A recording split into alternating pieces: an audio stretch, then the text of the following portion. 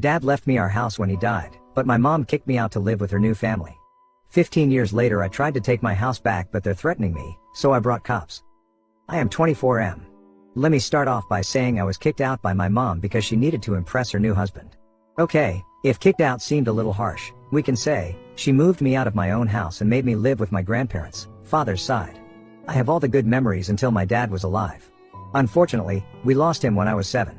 As a kid, I felt devastated. I was very close to my dad and sending him off inside a coffin broke my heart. I still remember that moment very clearly and it saddens me till date. While I was still processing the loss, my mom showed up with another man and insisted I call him dad. I was like, no way. I don't know if I was right or wrong, but I just didn't feel right to call him dad just within a few months of my own father's demise. After that first meeting, I often found him in my mom's bedroom and it was difficult to see how quickly my mom had moved on. She didn't even wait for a year before bringing my dad's replacement to the house. I was not ready to accept him as my dad's replacement. I had recently turned 8 when they planned their beautiful wedding. They had put up a pretty huge wedding for second-timers. Anyways, none of my business. She left me with my grandparents as she went on her honeymoon. A month passed by but she didn't turn up. I kept asking my grandparents when would mom come to pick me up, but they didn't have any answer. Then suddenly she showed up one day. I was so excited to see her after so long. I rushed to hug her but she had brought all my belongings to dump me at my grandparents'. I was heartbroken, to say the least. I lived with my grandparents until my high school. I was happy with them. My mom used to show up sometimes only to tell me how much she loved me and cared for me. Sometimes I used to question her that if she loved me so much, why had she dumped me at my grandparents'? She had no answer. She would try to cover it up by saying, oh, your grandparents are turning old, they need a helping hand to run their groceries and dump out their trash. It was much later that she admitted the actual reason. She had given my room to her stepchildren. Bill, mom's husband, had 2 children who moved into our house with Bill after their wedding. My mom prioritized her new family over me. It was natural for me to get resentful of her. So eventually I stopped bothering her. After high school, I moved out from my grandparents but I still visit them often. They were kind of savior for me. They have raised me. If not for them, my childhood would have been ruined. Now, I'm 24. After working for a year in marketing, I thought of starting my own venture. I need a capital for that. So, I thought of leasing my house. Oh, if I didn't mention this before, there's a bummer on the way for my mom and her loving family. Actually, the house in which they are living belongs to me. Yeah, that's right. My dad made a will on his deathbed and he very meticulously gave me every penny he had, including the house. I was a kid when his lawyer read his will after his funeral, but with the look on my mother's face, I can surely say that she was not liking it at all. Later, I got to know that she tried several times to overturn the will but she lost it every time. My dad had made the will very precisely that the house would be mine, but I can sell/lease it only after I turn 21. Until then no one touches the property. My grandparents think that dad would have probably foreseen mom's plan and that's why he made a rigid will. Else she might have manipulated me in my childhood to give away the house to her. Last month, I called mom to inform her about my plan of leasing out the house but she didn't answer my calls. This week when I went to meet my grandparents I told them I was planning to make some extra bucks from the house. They gave a weird reaction. I asked them what's the matter. They said I might have to face a lot of resistance to vacate the house from mom because her stepdaughter is pregnant with a teenage boy who has run away from his responsibilities. Also, Bill has lost his full-time job and is working at a store in the evening. So, basically, they are in bad shape financially. Now I really don't know what to do. I mean, I also need that house now. I have quit my job and I need capital to start my business. Update 1. It became quite dramatic. Picking up from where I left. Like I said, my grandparents informed me that mom and her family are going through a rough patch so they might not vacate my house. I thought I'll inform mom about my plan and give them a few months' time to put their life together. Before that I was thinking of giving a month's notice, but knowing their situation, I thought of giving 3 to 4 months. Since mom was not answering my call, I went to meet her at home. The house was nothing as before and neither was my mom. Both had a cold vibe. Maybe she had sensed the motive behind my visit. On seeing me at the door, she gave out a fake smile and half-hearted hug. Mind you, we were meeting after almost a decade. Yeah, she stopped visiting me after I entered my teenage years. Yeah, I had turned bitter towards her. Why would I not? Even though we met after so many years, she didn't bother to ask me how I had been. She was not interested in knowing anything about me. It was like, oh, you're here. Must have been something important that brought you to my doors. The pleaser in me said, oh no, nothing important. Just came to check on you. It's been a long time. She smiled and said, sure it is. A wave of silence followed for another 5 minutes until I stood up to leave. It was definitely unpleasant. I didn't feel welcomed at all. Besides mom, my pregnant stepsister was also home and she too gave me a very bad look as if I was there to create some sort of trouble. For the moment, I dropped the idea of taking back the house. I explored other means of arranging the money for my business, but mom crossed all limits of narcissism. Last week was my dad's 15th death anniversary. My grandparents held a small prayer ceremony at the church. Since I was in the town, I decided to have a decent ceremony by feeding the poor and giving off some gifts to the underprivileged children. I invited my friends and relatives for the prayer. I emailed the invite to mom as well, but she didn't respond. When I traced the history of the mail, I found she hadn't opened it. This was my first mail to her. I thought it went to a spam folder or something, so I showed up at her house again. This time mom wasn't at home. My stepsister Brenda answered the door. No hello, no greetings, a straight question slapped on my face. You're back again? What's the matter? I said I was there to meet mom. She said, with the way she spoke to you last time, do you think she wants to meet you again? She said it so bluntly that I couldn't get what she said, and I spit it out that I was there to invite mom for the prayer ceremony of my dad. She chuckled in my face and said, that was like centuries ago, you're still holding that up, get over it. I said, excuse me, he was my dad and it's none of your business to comment. She rolled her eyes and pushed off to her room. I sat there like an idiot for a few more minutes, and then I left a note for mom at the table. I asked her to call me back. She called me the next day and I told her about the prayer ceremony. She remained quiet for a minute and then said she would not be able to make it because she had to take her Brenda for a checkup. That was a bummer. I mean, she could have said that she would try, but turning it down outrightly was disappointing. I replied sarcastically, yeah, of course they are your priority. We are no one to you, so be it. Good luck raising that narcissistic woman and her bastard child. She flipped out that I used that word. I said, why would I be nice to her when she was so mean to me? She made fun of my emotions. To defend her, mom said, it was natural for her to get furious. You can't talk about dead in front of a pregnant woman. You're such an insensitive dud like your father. The moment she said that, I lost my mind. I yelled at her that she should not talk trash about my father. If anyone who's insensitive here, it has to be her, the way she was talking about my dead father. She said, your father died 15 years ago, goddamn get over it. I said, sure, the way you did, within weeks or maybe days, who knows? You know what, you don't need to come. My father would not like your prayer after seeing your true colors. I hung up the phone saying this. The same day I hired a lawyer and started the process of sending a legal notice of eviction. The lawyer took some 15 days to validate my dad's will and send the notice to mom. As expected, when the eviction notice reached them, she freaked out. Apparently, she never thought I would go to such lengths to extract my revenge on her for not attending dad's prayer ceremony. I laughed at her voicemail and blocked her. When she couldn't contact me anywhere, she showed up at my grandparents' place. I wasn't there at that time. Oh yeah, I'm living with my grandparents again until I put my life together. My mother requests my grandparents to convince me to withdraw the eviction notice. My grandparents are calm and nice people, that's why they didn't throw her out. They said they don't have any say in this, it's my property and I get to do anything I want. Fair enough. The answer didn't go well to her and she blamed my grandparents for raising me as an entitled brat. Really? What was she smoking when she said that? I asked my grandma why she did not say anything to my narcissistic mom. Grandparents were like, we don't want to mess up with such a woman. I said I want to mess up and now I'm not gonna let them live in my house for one extra day. I gave the eviction notice as per the tenants law in the country, though they are not tenants. They ain't paying any rent to me. On top of that, I'm the one paying the property taxes every year. So legally, I'm entitled to throw them out right away. My grandparents are God-fearing people. They talked me out of this idea. They said, for the sake of the Lord, give them that 1 month to find another shelter. There's a pregnant woman there and we shouldn't pull her into the streets. I sighed that she didn't need any help either. She was equally toxic. My grandparents were like, so be it, she might be a sinner, but her unborn is not. Don't be cruel to that little creature. They convinced me to wait, else I was adamant to evict them on that very day. The next day I got a call from mom. I ignored it. She did the same to me when I was calling her. She messaged me to talk, it's urgent. I responded to check out my calendar and meet me at grandparents at my open slot. This didn't go well with her. She sent a long reply that I was trying to throw weight on her. What did I do with her 5 paragraphs mail? Nothing. That's right. I didn't respond. She might have got the hint that I was not going to give in to her pressure. Throughout my childhood, whenever I used to cry or throw tantrums for going home, instead of loving me, she would scold me and ask me to behave. She would petrify me to be a good lad and not throw tantrums. This was her parenting style and it worked. In order to keep her happy and not mess up with her, I would stop sobbing. But after she left, I would sulk at the corner of the house for hours. Not anymore.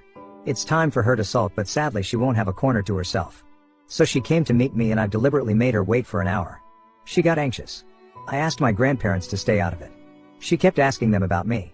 They said they don't know and swiftly pushed back to their room. When I arrived to meet her, she gave me a look of, where the hell were you? I have been waiting here for an hour, but she didn't say anything. She sat there with a straight face.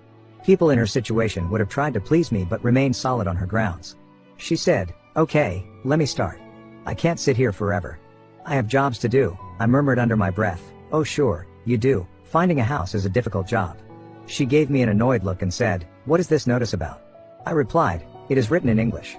I'm sure you can read that, or do you want me to do that for you?" She was absolutely pissed off. She threw the notice at my face and said she was not going to vacate the house on the basis of some stupid notice. After she was done yelling, I said, "Then let's wait and witness the repercussions of not following the court order." She was like, "I gave birth to you, don't you try to outsmart me. That house is of my husband and no one can throw me out from there." I said, "Surely, a legal heir can." I was responding to her calmly in order to piss her off, and she did get pissed off. But the moment she referred to my dad as her husband, I lost my mind. Really? You have the audacity to call him your husband when you skipped his prayer saying he was history. You don't deserve his house. You are just squatters, and I'm gonna free that house from all leeches. She stood up and said she was done being nice to me and now I'll have to deal with her lawyer. I laughed and said, "Sure, by all means. We still have 20 days to go. Let's see what next she pulls up from her sleeves." Update 2, I got the house after a lot of tussle. Like I mentioned in my earlier post, I gave 30 days notice to mom and her family to evict the house. She came to me and tried to gaslight the entire thing. I shut her down and she leaves. The next series of events was nothing but pure narcissism by them. Could you believe that her stepdaughter, Brenda, came charging at me and on top of that threatened to press a harassment case on me? She was playing her pregnancy victim card, like I can do anything I want because I'm carrying a child inside me. I said, "Woman, pregnancy is not a ticket to get away with your nuisance." She tried to mess up with my grandparents until we showed her the camera installed across the house. I said, "One more time you set your foot here, I'm gonna get you arrested." Then comes my mother to defend her golden stepdaughter. She accused me of abusing and mentally torturing her pregnant Brenda. She said she is gonna sue me for this. I said, "Sure, let the judge decide basis the camera footage." When she no longer could win through force, she mellowed down.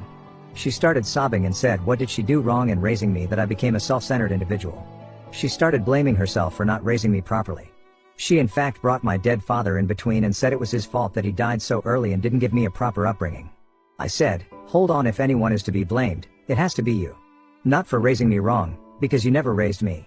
I'm raised by my grandparents and they did a pretty good job. You should feel sorry for abandoning me, but you know what, glad you didn't raise me. I see how badly you have raised your stepdaughter." I brought up her teen pregnancy thing also. I know I shouldn't have done moral policing, but in the moment of rage, I did. Naturally, she got furious at me. I realized that I had overstepped my boundaries, so I remained quiet after that. I said I didn't want to get into any further talks. I just want my property back. I have let them live there for free for so many years. Now I really need it. I tried to make her understand my situation, that I had quit my job and needed money to start my business. So, I would be leasing the house. She flipped out that I was throwing them out only to let other strangers live there. I said the other strangers are gonna pay me rent. If you agree to pay, you can live there. She again freaked out that I was bringing money into the family matters. I said, "There ain't any family here. You threw me away like a pile of garbage and hardly checked on me. My birthdays, Christmas, Thanksgiving, you barely showed up, and even when you did, you made me feel that you were doing me a favor. What kind of mother does that? A mother like you, right?" She tried all means to manipulate me, gaslighting, guilt tripping, and her usual ones, anger. When she understood that I got no chills, she left. You guys are thinking that they vacated the house after that. A big no. They didn't. Mom's loser husband was yet to come into the picture. That shit-headed man sent me a voicemail. "Dude, you don't know who you are messing up with. I can deadlift you and make you plead for your life. One punch on your face and you're gonna forget about the house. You show up at my door again and I'm gonna knock you out." That dude is big and he loves to flaunt it. I don't know much about him, but my grandparents cautioned me not to mess up with him. He is a bully. Sure he is, but he is dumb at SS.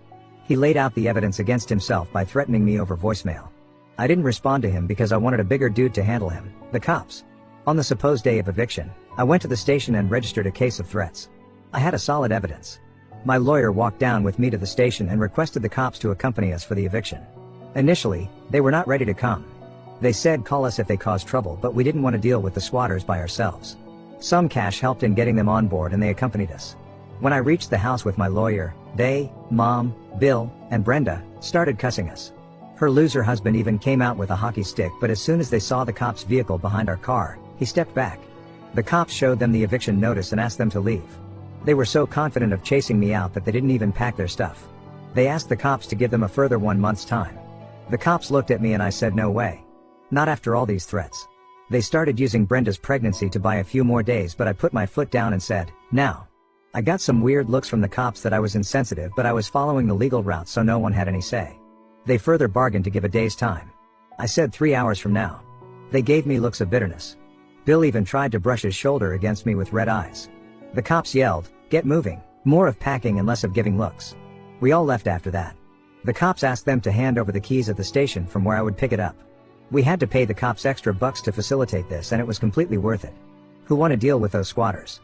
My lawyer suggested I take a restraining order against them on the property in case they want to come back and harass me or the tenants. They're well capable of doing that. We took it, and the cops shared a copy of the restraining order with them and explained the consequences of violating it. The paleness on their faces was unmissable. So finally I got the house, and I have put it up for lease. I hope to get a good deal, and I'm able to start my business as soon as possible. Enough of dealing with the shit-headed people. This would mostly be my last update unless they come back to mess up with me again.